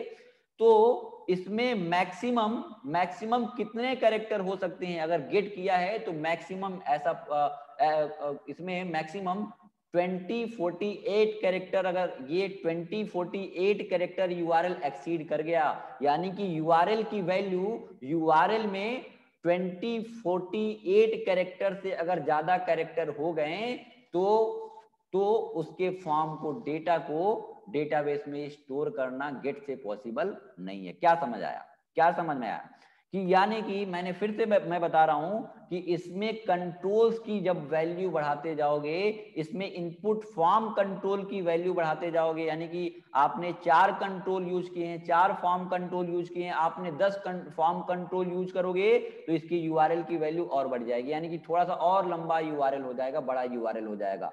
और धीरे धीरे जितना ही आप इसमें कंट्रोल, फॉर्म कंट्रोल की वैल्यू बढ़ाते जाओगे, वैल्यू मतलब कि नंबर ऑफ फॉर्म कंट्रोल आप बढ़ाते जाओगे, तो इसमें क्या होगा कि धीरे धीरे यूआरएल और भी बड़ा होता जाएगा, और कितना कितना बड़ा यूआरएल होगा, यानी कि इसमें मैक्सिमम कितने कैरेक्टर यूआरएल में, मैक्सिमम कितने कैरेक्टर हो सकते हैं, 2048 कैरेक्टर ही हो सकते हैं, तो ही पॉसिबल है गेट से डेटा को इनपुट कराना यानी स्टोर कराना। अगर 2048 कैरेक्टर से यूआरएल एक्सीड कर गया तो पॉसिबल नहीं है डेटा को डेटाबेस में स्टोर कराना। अगर सभी टेक्स्ट बॉक्स के लिए,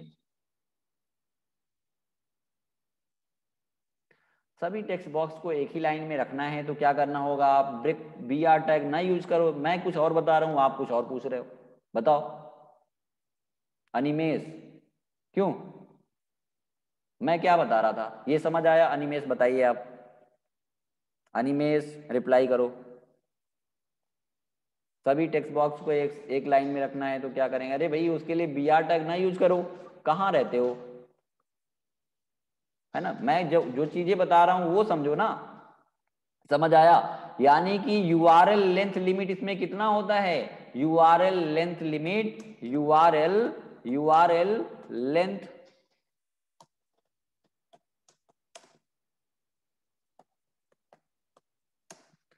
2048 कैरेक्टर, है ना?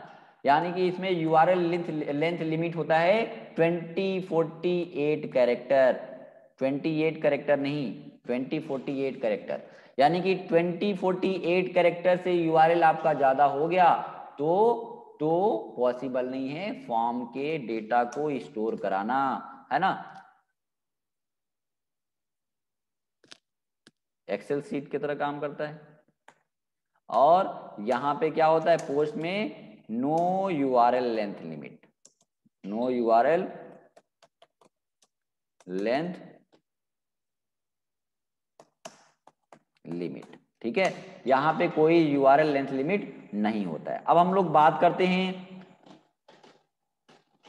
ये ज्यादा कब होता है, ये ज्यादा कब होता है, जब मैं वही तो बता रहा था, ये ज्यादा कब होगा, जब इसमें इनपुट कंट्रोल्स की वैल्यू बढ़ाओगे। अगर मान लो यहां तक आ रहा है, कुछ यहां तक आ रहा है, मैंने मान लो कि एक कंट्रोल और भी बढ़ा दिया, यहाँ पे 2 कंट्रोल मैंने और भी बढ़ा दिया, चलो मैंने इसी को कॉपी पेस्ट कर लिया, इसी को मैंने कॉपी पेस्ट कर लिया, इसी को मैंने कॉपी पेस्ट कर लिया और 2 कंट्रोल और भी बढ़ा दिए। मान लो हमने टेक्स्ट ही कर दिया, इनपुट टाइप टेक्स्ट या नेम की वैल्यू बढ़ा लेते हैं, ठीक है?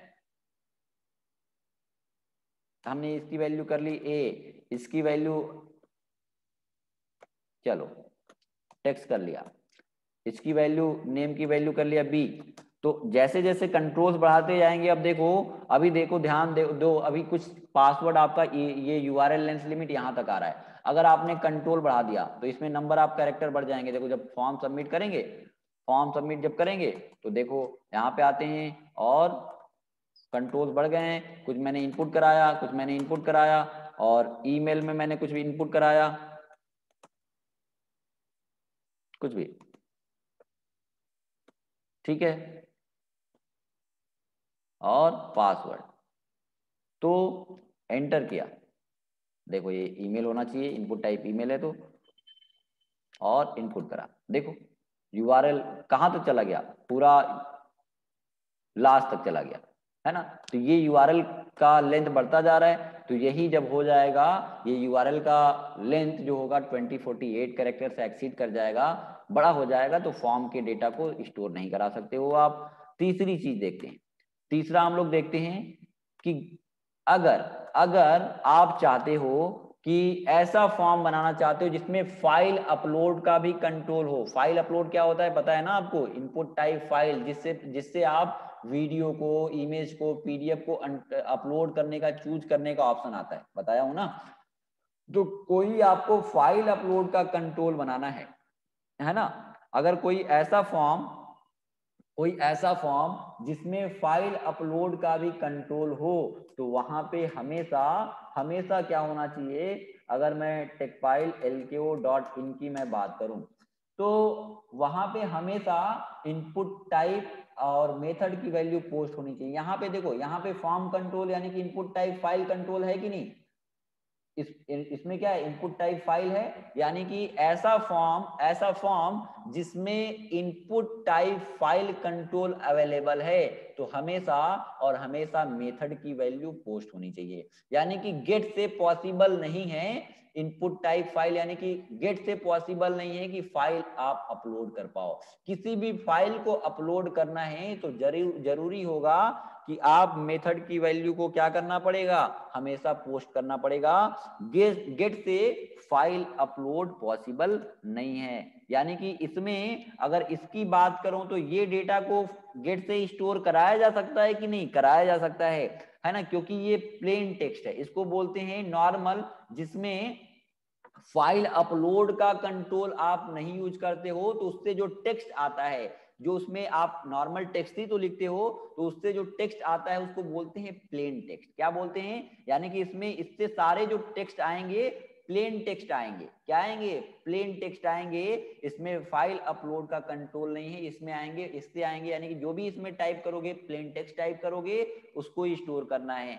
तो प्लेन टेक्स्ट को स्टोर करने के लिए, यानी कि ऐसा फॉर्म जिसमें फाइल अपलोड का कंट्रोल नहीं है, तो इसको आप क्या कर सकते हो, गेट से स्टोर करा सकते हो, सर्वर पे भेज सकते हो। लेकिन अगर मैं बात करूं इनपुट टाइप फाइल का भी यहां पे हमने यूज कर लिया, इनपुट टाइप इक्वल फाइल भी यूज कर लिया। क्या यूज कर लिया, input type file. Input type file use कर लिया तो आपको कंपलसरी होगा, क्या कंपलसरी होगा, अब यहाँ पे अगर इनपुट टाइप फाइल का कंट्रोल आ गया है तो कंपलसरी होगा कि यहाँ पे गेट से ये पॉसिबल नहीं है, इसके लिए हमेशा क्या होना चाहिए, पोस्ट होना चाहिए। हमेशा मेथड क्या होना चाहिए, पोस्ट होना चाहिए। तो यहाँ पे लिखा कि file upload is not possible.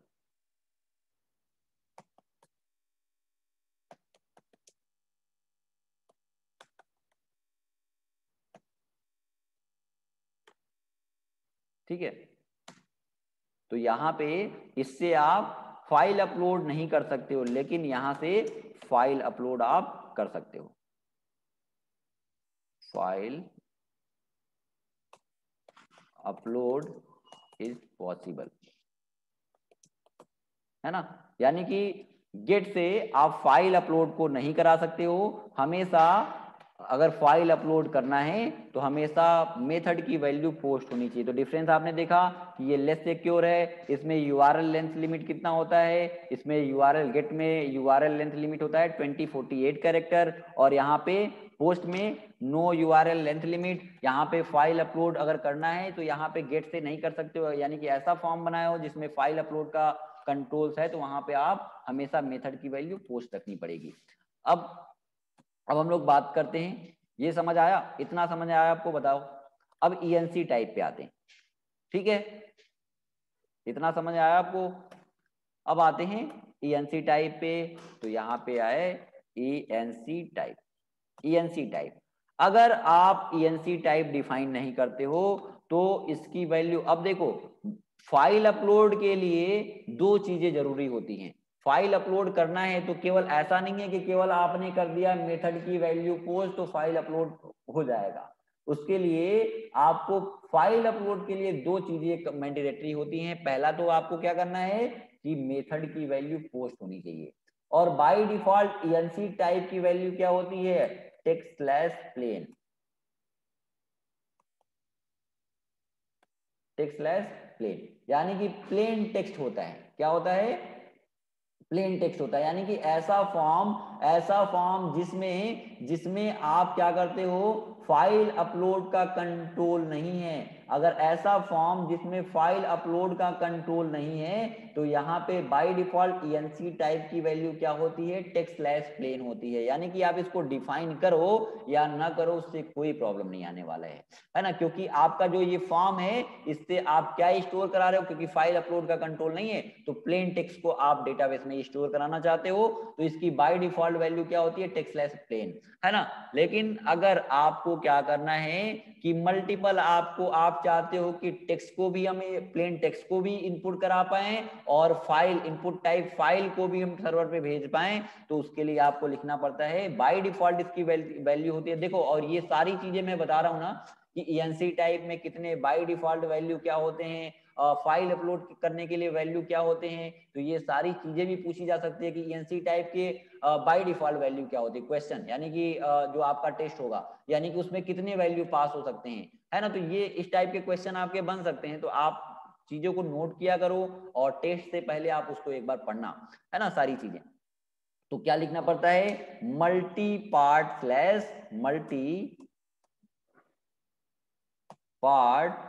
Slash form minus data, यानी कि मल्टीपल फाइल को आपको सॉरी, है ना, मल्टी पार्ट स्लैश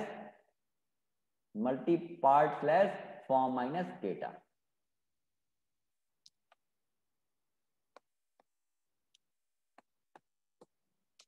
ठीक है, multi part slash form minus data, ये करोगे आप, ये वैल्यू पास करना होगा, यानी कि मल्टी पार्ट कर दिया आपने तो मल्टीपल फाइल को, मल्टीपल चीजों को आप एक साथ इनपुट करा सकते हो, सर्वर भेज सकते हो, या तो वो चाहे वो प्लेन टेक्स्ट हो चाहे वो इनपुट टाइप फाइल हो। तो आपको ध्यान आया, आपको समझ आया कि इनपुट फाइल करने के लिए, एक फाइल अपलोड करने के लिए दो चीजें कंपलसरी होंगी, क्या क्या, एक मेथड की वैल्यू पोस्ट होनी चाहिए, ऐसा नहीं कि मेथड की वैल्यू गेट कर दिया, क्या फाइल अपलोड करा सकते हो मल्टी पार्ट से, नहीं करा सकते हो। यानी कि फाइल अपलोड के लिए दो चीजें आपको जरूरी होंगी, एक मेथड की वैल्यू हमेशा और हमेशा पोस्ट करना पड़ेगा, और दूसरा ईएनसी टाइप की value multi part slash form minus data करना पड़ेगा।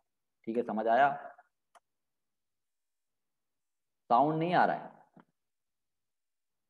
एक्शन का यूज एक बार शार्ट में मैं बता दूं, तो देखो एक्शन का यूज हम लोग करते हैं कि इसके फॉर्म के डेटा को स्टोर करने के लिए जो आपको क्वेरी लिखना है, यानी कि इंसर्ट करने के लिए जो आप जहां पे कोड लिखते हो, जहां पे एसक्यूएल का कमांड लिखते हो, यानी कि ये फॉर्म बनाए हो तो डेटाबेस में इंसर्ट करना है इसके फॉर्म के डेटा को, तो इसका क्वेरी लिखा जाएगा कि नहीं लिखा जाएगा। तो वो क्वेरी कहाँ पे लिखा जाएगा, किस पेज पे लिखा जाना है, उस पेज का यूआरएल, उसका पाथ, उसका एक्सटेंशन यहाँ पे पास करते हैं। यानी कि इंसर्ट करने का इसका कमांड, इसको डेटाबेस में भेजने का जो कोड लिखा जाना है, उस वो किस पेज पे लिखा जाना है इस फॉर्म का, उसका यूआरएल इसके अंदर पास करते हैं। आप अभी के लिए इतना ही समझो, ठीक है। तो ये आपको समझ आया, मेथड गेट पोस्ट में डिफरेंस समझ आया, सभी लोग बताओ, रिप्लाई करो गाइस, बताओ। तो अब ऑटो कंप्लीट और ऑटो फोकस हम लोग देखते हैं। यस सर, चलो अब देखो, यहाँ पे जो फॉर्म आपने बनाया है, ठीक है, यहाँ पे जो फॉर्म आपने बनाया है, रन कराते हैं, और रन कराने के बाद यहाँ पे जब मैं यहाँ पे टाइप कर रहा हूँ नेम जब टाइप कर रहा हूँ, तो यहाँ पे कुछ ऑलरेडी जो आपने पुराने वैल्यू इनपुट कराए थे वो पहले से यहाँ पे आपको हिंट में आ रहा है कि नहीं आ रहा है। यहाँ पे एफ नेम में जो आपने पुरानी वैल्यू, हमने रोहित और श्याम इनपुट कराया था, तो ये पुरानी वैल्यू आ रही है। यहाँ पे ईमेल में जो हमने टाइप किया था वो ईमेल आ रहा है, इस वाले कंट्रोल में जो हमने टाइप किया था वो आ रहा है, इस वाले ईमेल में जो भी हमने जो कुछ भी टाइप किया था वो आ रहा है।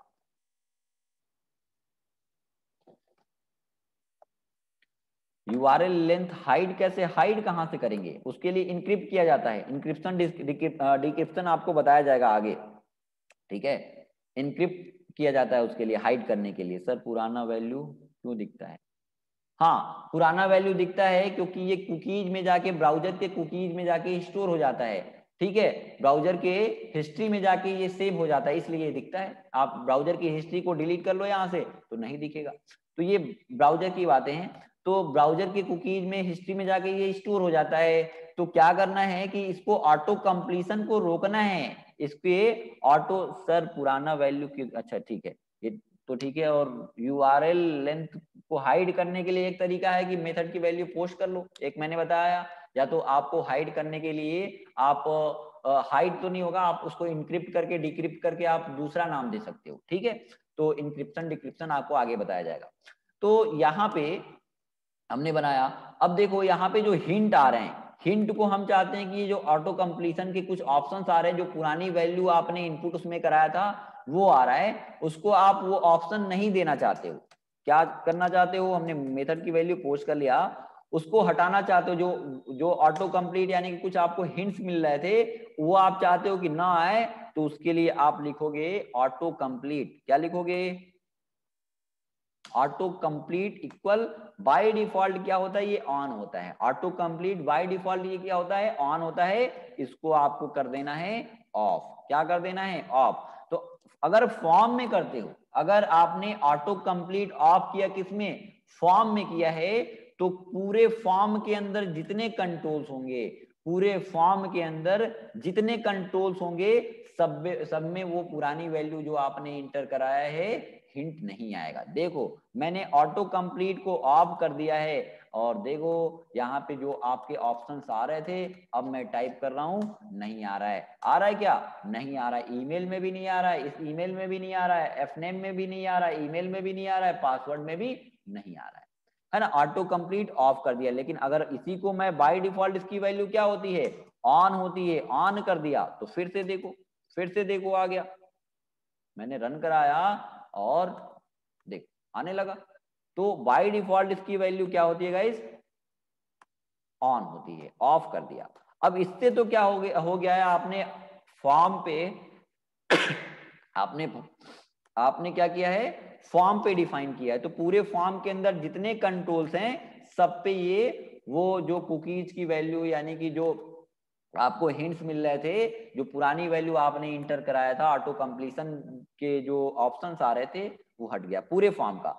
अगर मैं बात करूं केवल पर्टिकुलर किसी एक फील्ड पे चाहते हो, तो आपने केवल क्या किया, पहले वाले नेम पे डिफाइन किया, तो इसमें ऑटो कंप्लीशन आएगा, इसमें ऑटो कंप्लीशन आएगा, इसमें ऑटो कंप्लीशन आएगा, इसमें ऑटो कंप्लीशन आएगा, इसमें आएगा, लेकिन इसमें नहीं आएगा। आप पूरे पे चाहते हो तो पूरे फॉर्म पे ही डिफाइन कर दो। आप किसी पर्टिकुलर एक कंट्रोल्स पे जाते हो, तो आप उस कंट्रोल पे जाके डिफाइन कर सकते हो। तो हमने यहाँ पे आए इस वाले पे डिफाइन किया है, तो इस पे ऑटो कंप्लीट, अब देखो नहीं आएगा, ऑटो कंप्लीशन का ऑप्शन नहीं आएगा।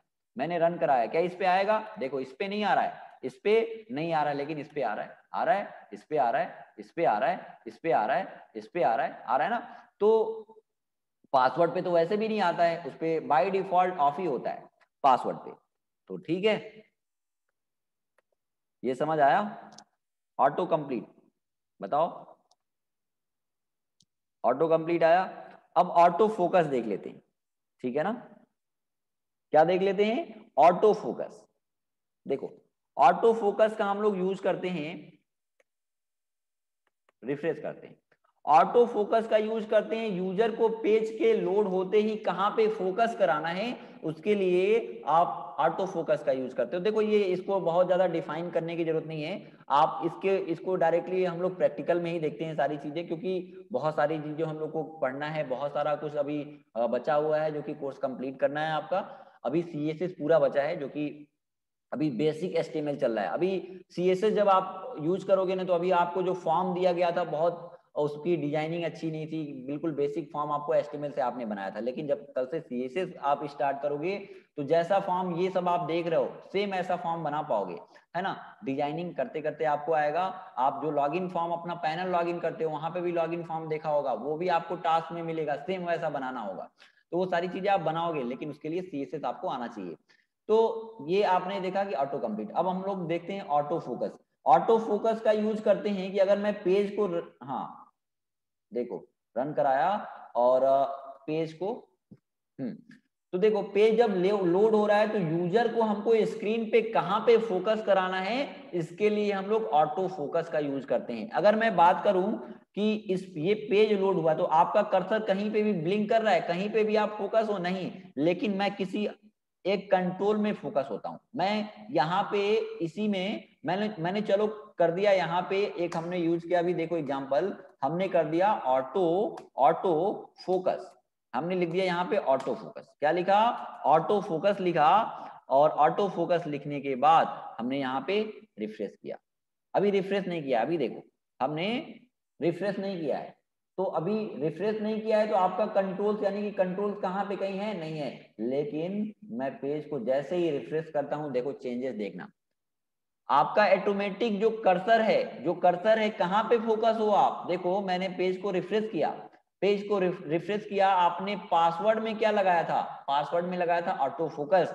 तो क्या हुआ यहाँ पे देखो, ऑलरेडी मैं पेज को रिफ्रेश करते ही लोड होने पे भी आपका कर्सर कहाँ पे जाके फोकस हो गया है, इनपुट टाइप पासवर्ड में जाके देखो यहाँ पे ब्लिंक कर रहा है कि नहीं कर रहा है। अगर मैं बात करूं, अगर मान लो कि मैं कुछ टेक्स्ट भी लिख लूं, अगर मैं टेक्स्ट लिख लिया, ऊपर कुछ टेक्स्ट कॉपी किया, यहाँ से इस वेबसाइट से मैंने कुछ टेक्स्ट को लिखा, यहाँ पे कुछ टेक्स्ट को मैंने ऐसे ही लिख लिया, और मान लो थोड़ा सा बड़ा करना है तो मैंने इसको हेडिंग्स टैग के ऊपर मैंने ऐसा यहाँ पे लिख लिया, H1 यूज किया और H1 की क्लोजिंग कर ली, और यहाँ पे ठीक है H1 की क्लोजिंग कर ली।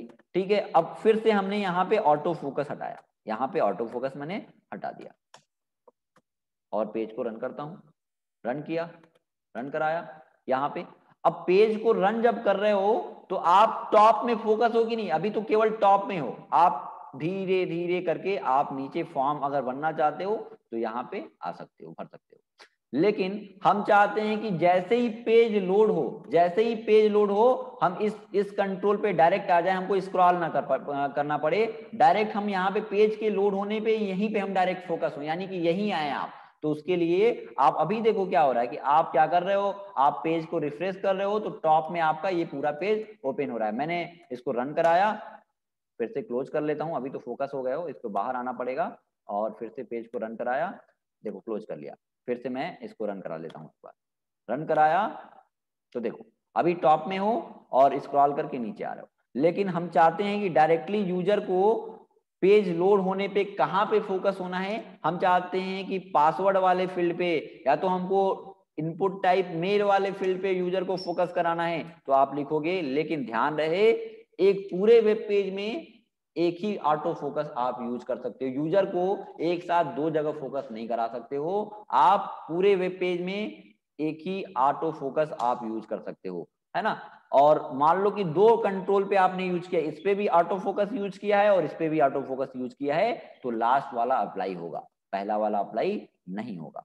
ठीक है, मैंने यहाँ पे यूज किया, अब देखो कहाँ पे डायरेक्ट कहाँ पे आ रहे हो, अभी पहले जब ऑटो फोकस यूज नहीं किया था तो पेज रिफ्रेश कर रहे थे तो आप टॉप में थे और यहाँ पे स्क्रॉल करके आते थे। लेकिन अगर मैं पेज फिर से रन कराता हूँ तो अब देखो कहाँ पे डायरेक्टली आप फोकस कहाँ पे हो रहे हो, आप बॉटम में, जहाँ पे आपने फोकस किसमें, ईमेल में फोकस कराया है, तो आपका कर्सर डायरेक्ट वहीं पे आ रहा है, देखो आ रहा है कि नहीं। पेज को रन कराया, अब डायरेक्टली आप ईमेल में आपका कर्सर है और ब्लिंक कर रहा है। तो ये ऑटो फोकस का काम है, समझ आया, बताओ ऑटो फोकस में कोई कंफ्यूजन। तो हमने बताया कि ऑटो फोकस पूरे वेब पेज में एक ही जगह यूज कर सकते हो, अगर मान लो दो जगह हमने ऑटो फोकस यूज किया तो कौन सा अप्लाई होगा, बताओ कौन सा अप्लाई होगा, लास्ट वाला अप्लाई होगा। देखो पासवर्ड वाला, ईमेल वाला हो रहा है क्या, मैंने पेज को रिफ्रेश नहीं किया होगा, पहला वाला हो रहा है क्या, ऑटो फोकस पहला वाला ही होगा।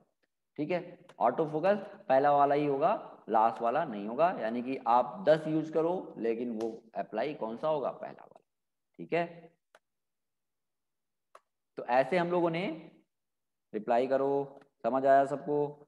तो ऐसे हम लोगों ने फॉर्म कंट्रोल को कंप्लीट किए हैं। अब कल से आपका टॉपिक होगा सीएसएस, और कल से क्लासेस आपकी बहुत ही इंटरेस्टिंग होंगी, और डिजाइनिंग भी अब धीरे धीरे सीखोगे, डिजाइनिंग कैसे कैसे करते हैं। अब देखो डिजाइनिंग अगर मैं बात करूं फॉर्म की, अगर ये एक फॉर्म है, आपने एक ये फॉर्म देख रहे हो, ये बिल्कुल एचटीएमएल से बना फॉर्म है ना, नॉर्मल बेसिक एचटीएमएल से बना फॉर्म है। और एक ये फॉर्म देखो, आप अगर वेबसाइट की बात करो तो एक ये फॉर्म देखो, कोई भी फॉर्म देखो, आपने टेकपाइल.इन की ही वेबसाइट ओपन करो, तो ये जो फॉर्म ओपन हो रहा है, जो आपको बहुत सारे फॉर्म दिए गए थे वो बेसिक एचटीएमएल से आपको टास्क दिए गए थे। और भी मैं यहाँ पे फॉर्म दिखाता हूँ, तो वो क्या है, एचटीएमएल के साथ सीएसएस भी यूज किया गया है, तो आप ऐसे फॉर्म बना सकते हो। लेकिन दोनों में आपको डिफरेंस आपको समझ आ जाएगा कि जिसमें सीएसएस यूज किया गया है वो कैसा फॉर्म है, वो कैसा दिख रहा है, और जो बेसिक एचटीएमएल से बना है वो कैसा फॉर्म है ना। तो अगर बात करो आप ये फॉर्म की, तो इसमें एक इस फॉर्म के अंदर सीएसएस यूज करा गया है, तो ये फॉर्म है, और ये विदाउट सीएसएस फॉर्म है, और ये आपने जो फॉर्म बनाया है ये बेसिक एचटीएमएल का यूज करके फॉर्म बनाया गया है।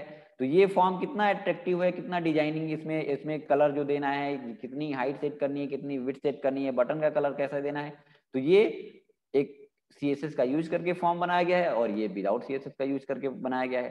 तो इसलिए मैं बता रहा हूँ कि CSS जब यूज करोगे, जब डिजाइनिंग आप अपने हिसाब से सोच पाओगे, लगाओगे, तो बहुत मजा आएगा आपको CSS और HTML का वेब पेज बनाने में। ठीक है, चलो।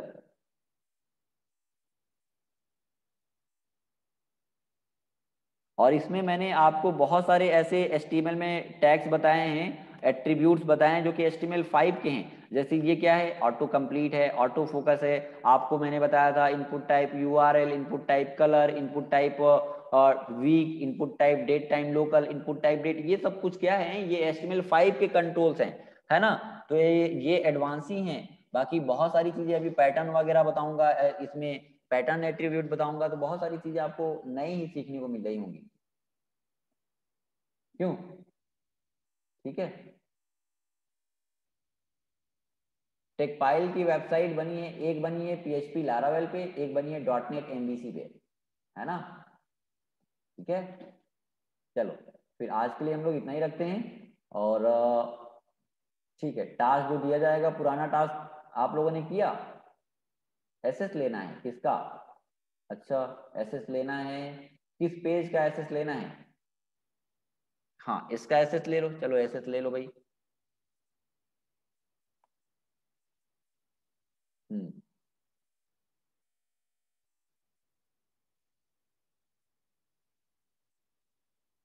इस पेज का एसएस ले लो। और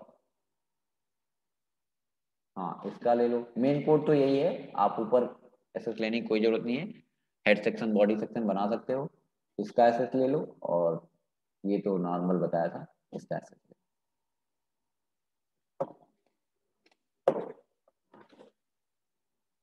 ठीक है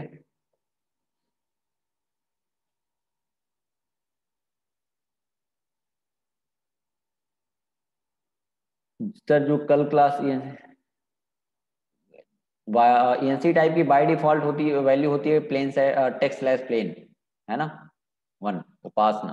चलो ठीक है, तो जब जो कल क्लास स्टार्ट हो रहा है, जो भी ज्वाइन करना चाहते हैं उसके लिए रजिस्टर कर सकते हैं, लिंक आपको व्हाट्सएप पे भेजा गया होगा।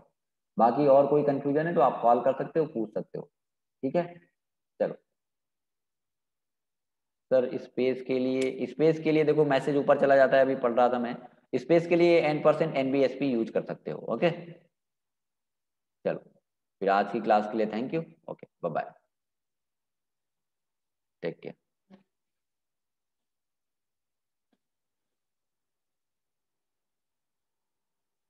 ठीक है, बाय बाय।